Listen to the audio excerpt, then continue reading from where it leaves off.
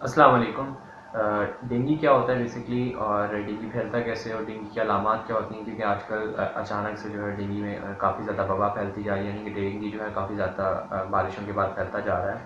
तो बैकग्राउंड के लिए भी सॉरी और नर्सेज वगैरह के लिए सॉरी, क्योंकि एमरजेंसी में बना रहा हूँ। आई थॉट कि लोगों को पता होना चाहिए कि बेसिकली ये बीमारी है क्या चीज़।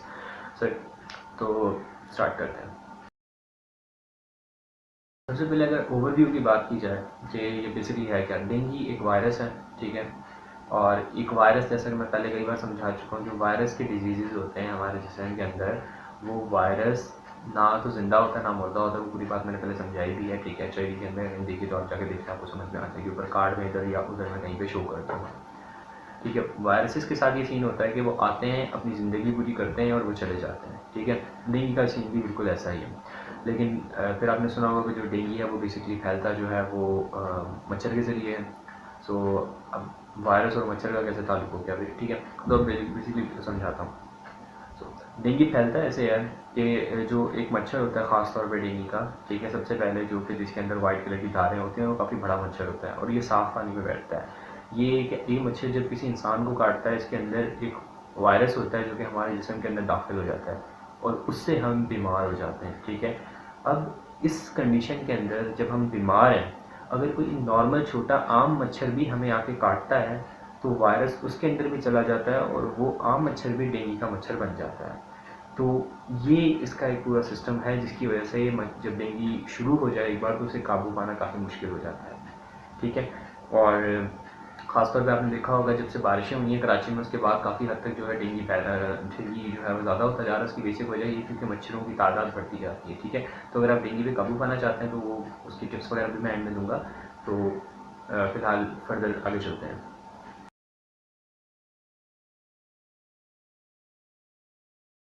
सो बेसिकली डेंगू करता क्या है, ठीक है। डेंगू जो वायरस है ना, उसकी एक बड़ी ख़तरनाक चीज़ है कि वो हमारे जिस्म के अंदर, मैंने बताया था कि जो खून होता है उसके अंदर तीन मेजर तरह के सेल होते हैं, ठीक है। एक रेड सेल होता है, एक वाइट सेल होता है और एक प्लेटलेट होता है। अब ये तमाम चीज़ें क्या होती हैं मैं पहले समझाई नहीं है, अगर नहीं है तो मैं आपको ऊपर आसपास कहीं कार्ड में शो कर दूंगा, आप जाकर कोई भी देखें, आपको थोड़ा आइडिया हो जाएगा, ठीक है। बेसिकली होता क्या है कि जो प्लेटलेट्स होते हैं, यानी कि जो छोटे वाइट सेल होते हैं, वो क्या करते हैं, हमारे खून को गाढ़ा रखते हैं। और अगर फॉर एग्जांपल हमारा खून जिन नालियों में या नसों से गुजरता है, उनमें अगर कोई चोट लग जाती है तो उसमें फ़ौरन जाके वो एज ए प्लस्तर के तौर पे काम करते हैं और उन्होंने लीकेज से बचाते हैं। डेंगू इनकी कमी करना शुरू कर देता है, जिसकी वजह से क्या होता है कि हमारा जो खून है ना, एक तो वो अगर कट लग जाए तो बहुत ज़्यादा निकलता है, और दूसरा ये कि हमारे हमारे जिस्म के अंदर निकलने के, यानी कि जो बड़ी बड़ी नसें हैं उनके अंदर से खून निकलने के चांसेस बढ़ जाते हैं, यानी कि फॉलिज के चांसेस बढ़ जाते हैं, ठीक है। इस किस्म के जितने भी खून के अंदर, जब हमारा जो खून है वो जिस्म के अंदर ही अगर लीक करना शुरू कर जाएगा तो फॉलिज भी हो सकता है, डिफरेंट किस्म की चीज़ें हो सकती हैं, ठीक है।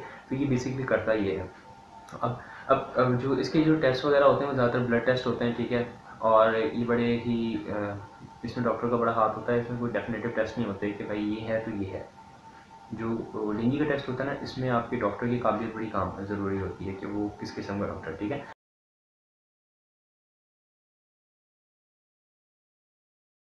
ठीक है। सो बेसिकली जो डेंगू होता है वो जो है ना, ज़्यादातर उन लोगों पे ज़्यादा असर करता है जो कि ज़्यादातर यहाँ तो जिनकी थोड़ी सी क़ुव्वत मुदाफ़त, यानी उनका जिस्मानी तरफ थोड़े कमज़ोर होते हैं, ठीक है। या तो बूढ़ों में या बच्चों में, ठीक है। ये लेकिन जवान जवान लोगों को भी असर करता है, ऐसी बात नहीं है कि उन्हें नहीं करता, ठीक है। और बेसिकली जब डेंगू आपको होता है तो उसमें कुछ अलामतें आती हैं, ठीक है। और ये अलामतें ही आपको आइडिया होता है, ऐसे देखिए कि आपको वाकई में डेंगू को तो नहीं है। ये मैं अलामतें बेसिकली आपको पूरी बता देता हूँ कि कैसे कैसे, ठीक है। डेंगू के जो मर्ज़ होता है या मच्छर जब काटता है तो ऐसा नहीं होगा कि आपको फ़ौरन जो है वो अलामतें आना शुरू हो जाएंगी। फॉर एग्जांपल आप छत पे सोए थे, आपको मच्छर ने काटा, तकरीबन ये 1 हफ़्ते से ऊपर का टाइम लेगा। 1 हफ़्ते के बाद जो है आपको अलामतें आना नज़र आएंगी। इस पीरियड को इंक्यूबेशन पीरियड कहते हैं बेसिकली। जिस वक्त वायरस जो हमारे जिस्म के अंदर पल रहा होता है और वो फ़िलहाल जो है वो अपनी असरात दिखा नहीं रहा होता। जब उसके असरात आना शुरू होते हैं तो जो जो अलामतें सबसे ज़्यादा आती हैं उनमें से एक होता है सर दर्द, बहुत ज़्यादा शदीद सर दर्द होता है, ठीक है। और डेंगू के अंदर, और इसके अलावा जोड़ों में दर्द, घुटनों में दर्द, पट्ठों में दर्द, ठीक है, जॉइंट पेन, सही है, और मसल पेन, ये सारे जो है जिस डिफरेंट टाइप के जिस्म के जो है दर्द आना आपको शुरू हो जाएंगे। इसके अलावा एक और चीज़ बड़ी आती है कि उल्टी मतली टाइप की आना शुरू हो जाती है, ठीक है, डेंगू के अंदर। और डेंगू जो है उसकी वजह से जो है ना आपकी आँखें जो है इनके पीछे भी दर्द होना शुरू हो जाता है, ठीक है। ये भी एक बड़ी ख़ास किस्म की इसकी अलामत है। इसके अलावा इसमें जो आपके जो ग्लैंड्स हैं, यानी कि जो आपके जो सलाइवा वगैरह बनाते हैं ग्लैंड्स, यानी कि लुबाब कहते हैं, लुबे लुबाब इस तरह की कोई चीज़ होती है, क्या कहते हैं उर्दू मुझे नहीं पता, लेकिन ग्लैंड्स होते हैं जैसे कि आपके जिससे थूक बनता है, ठीक है, यहाँ पे गलफड़े जिसे आप कहते हैं वो सूज जाएंगे।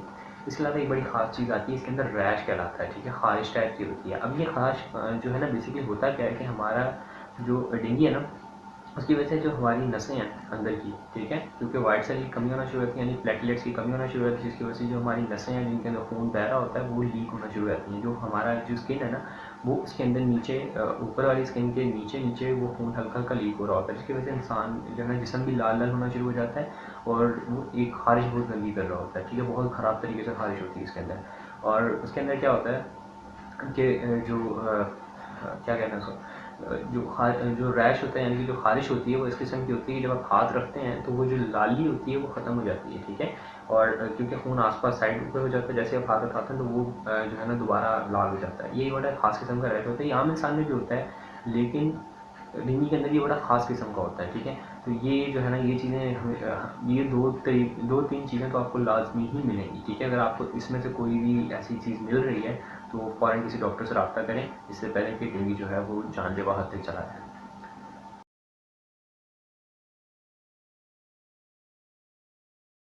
तो अब ये तो होगी जो नॉर्मल सी कंडीशंस हैं कि एक दो ही तो आप जाकर डॉक्टर को दिखाएंगे। अब मैं उन कंडीशंस की बात करना चाहूँगा कि जो अगर आपको ऐसी अलामतें आएँ तो फ़ौरन आप डॉक्टर के पास जाएँ, यानी ये लैब थ्रेटनिंग चीज़ है, ये अच्छी चीज़ नहीं है, ठीक है। कि आपके अचानक आपके पेट में बहुत शदीद दर्द होना शुरू हो जाए, ये पहले अलामतें आपको थी और उसके बाद अचानक से आपके पेट में शदीद दर्द होना शुरू हो गया, या फिर आपको उल्टी हो रही है और हुए जा रही है, या फिर आपको काले कलर की उल्टी हो रही है, या फिर आपको काले कलर का पखाना आ रहा है, या फिर आपके जो है ना जो पखाना है उसके अंदर खून नज़र आ रहा है आपको, या फिर आप जो है ना सांस आपकी फूल रही है, या आप जो है ना आप अजीब सी रेस्टलेसनेस और एक इरिटेबिलिटी होती है ना, इंसान तंग रहता है, इस किस्म की कोई चीज़ हो रही है तो आप फ़ौरन जाकर डॉक्टर को दिखाएं। ये थ्रेटनिंग चीज़ें, ये रेड साइंस हैं। अगर ऐसी कोई चीज़ हो रही है तो आपको फ़ौरन जाकर डॉक्टर को दिखाना चाहिए, कि आपको वेट नहीं करना चाहिए।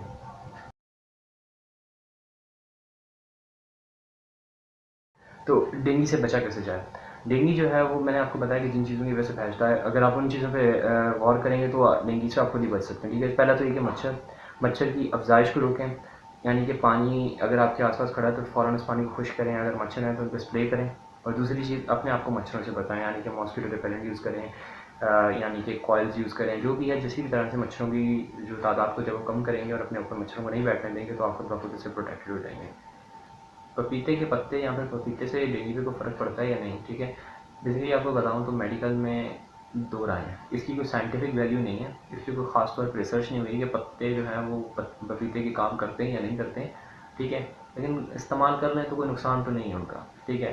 अगर करते हुए तो आपको फ़ायदा हो जाएगा, नहीं तो उनको कोई नुकसान नहीं सिवाय खड़े होने के। बेसिकली उसका तरीका ये होता है कि जो पत्ते हैं उनको पिलाया जाता है, और उनका यानी उनका जूस बना के जो है आपको पिलाया जाता है दिन में एक बार। ये एक देसी टोटका है, पता नहीं काम करता है नहीं करता, लेकिन ये है कि लोग मानते हैं, उस पर कोई साइंटिफिक रिसर्च इतनी है नहीं कि हम मना कर सकें या मैं मना कर सकूं कि नहीं इसका कोई फ़ायदा नहीं होता, ठीक है। तो ये आप करना चाहे तो कर सकते हैं, ठीक है। अस्सलाम।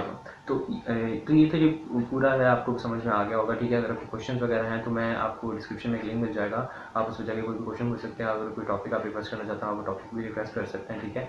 और मैं एक नई चीज़ स्टार्ट करना चाहता हूँ कि जो बेसिकली क्वेश्चन होते हैं वो आप जो भी क्वेश्चन मुझे फॉरवर्ड करते हैं, ठीक है, वो तकरीबन ज़्यादातर लोगों के सेम क्वेश्चन होते हैं। तो रादर दैन कि मैं एक को वही सब सेम आंसर करूँ, तो मैं ये करूँगा कि उसी की एक स्पेसिफिक वीडियो बना लूँगा, ठीक है। और वो लिंक या तो आप डायरेक्टली जाके चैनल से निकाल लिया करें, या फिर ये कि आप जब गूगल की सर्च में जाएंगे तो उसमें जाके आप जो भी क्वेश्चन होगा उसके आगे स्लैश डाल के आस्क का क्वेश्चन लाजमी ऐड कर दें, ताकि वो डायरेक्टली आपको क्वेश्चन का ही आंसर आ जाए। तो ये ताकि मुझे बार बार जो सेम क्वेश्चन हैं उनके सेम आंसर उसको रिपीट ना करना पड़े। सो दैट्स ऑल, शुक्रिया। अगर आपको फ़ायदा हुआ हो तो प्लीज़ सब्सक्राइब कर दीजिएगा, लाइक कर दीजिएगा। दैट्स ऑल, शुक्रिया।